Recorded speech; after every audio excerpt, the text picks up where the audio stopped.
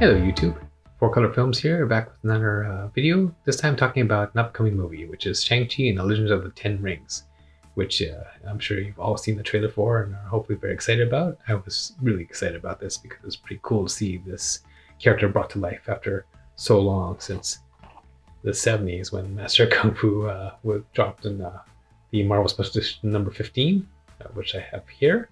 This book has shot up a lot in value in anticipation of this movie, and I expect it to go up even more as we get closer to the release. Hopefully, it's a good movie.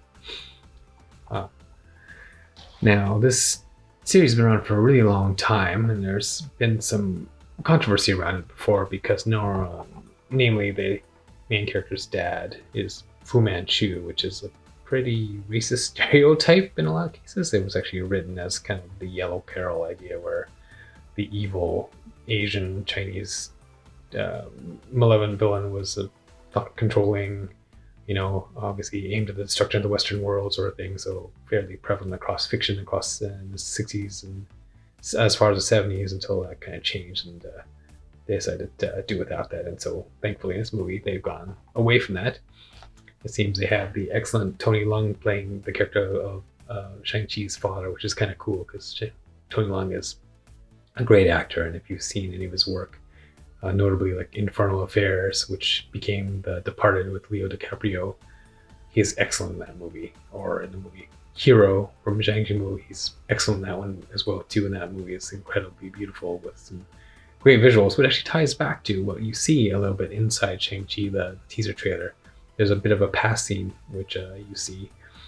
Uh, uh, looks like Tony Leung fighting with someone who might be an Iron Fist, perhaps. If you read any of the Immortal Iron Fist a couple years ago, there was a nod to a tournament of champions that happened across every 88 years, and inside that there was a battle with one of the classic Iron Fist ancestors of Danny Rand back then, which actually was a female in that case. So pretty cool. I'd love to be able to see some of that mythology brought in, and maybe this is the way they're kind of trying to nod to the Iron Fist mythology and bring that in without having to bring in some of the Danny Rand stuff, which we've already seen pretty much in the Netflix series. And I think because of the tepid reaction to that series, they probably may trying to sidestep it a little bit and start something new here, which is probably wise. Some other things I'm excited about is that Simu Liu as a lead is a very capable, handsome actor. If you've watched any of his work on Kim's Convenience, you know that he's got great comedic timing, but he's also like very strong, has a great physical presence, has great abs, good for him, and he seems very also very expressive and emotive in that series as well too. So I think that'll do well and serve him well inside this movie, coupled alongside Aquafina, who's also a great comedic actor. And if you've seen the movie Crazy Rich Asians, you know how funny she can be. In this case, she seems to find a lot of comedy relief, which is great for her. It seems very human on that side, and I'm looking forward to seeing that aspect of it inside this movie as well too. So very cool. Some questions I have are really concerning about yes, okay, so fine, we have an Asian hero for the first time, which is fantastic, because to me that's always a bit of a progressive change when you can see a minority lead brought to life. It happened in Black Panther, and now it's happening with Shang-Chi, and I hope that helps raise the aspect of how we view Asians inside this marketplace, inside Hollywood, because I don't think we get a very fair shake when it comes to a lot of big Hollywood products or series. In some cases, it's starting to change, but this certainly is a big welcome one. And while it would have been great to be any other superhero, Shang-Chi is who we started with a long time ago. That was how we developed it. It ties back to a lot of great martial arts roots, from Bruce Lee to any of the pioneers on that side. So we have to start somewhere.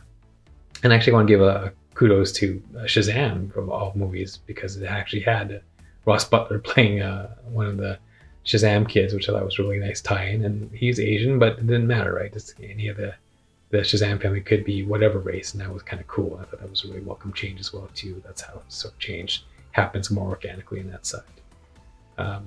So I'm okay with it being a martial arts movie, and I hope the action looks fantastic. If you saw a lot of the great fight sequences, it looks really well choreographed, very well shot.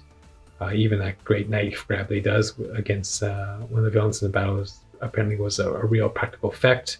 On Twitter, Simu says it took 174 takes and a lot of bandages, so it's kind of cool that they're doing old school practical effects. I really love to see these battles brought out in such a wonderful form.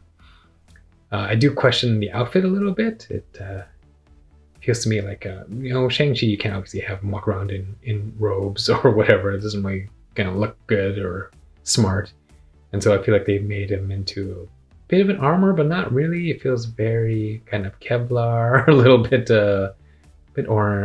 ornate in nature. So we'll see how that plays out and what the excuses about that. I would prefer it to be perhaps a bit simpler in this regard.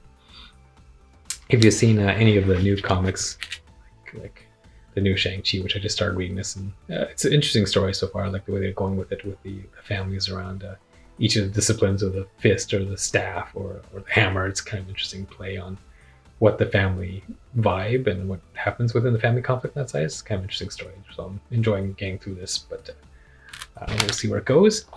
So we'll see where it ends up going, but I really do enjoy the fact that the movie is interwoven a lot of the past and present and the conflict inside of his family relationships. I think it'll be really a great take for the movie to go down, and I'm looking forward to see how it develops. And so, let me know what you think. Are you looking forward to it? Do you think it looked good? Do you think it looked bad?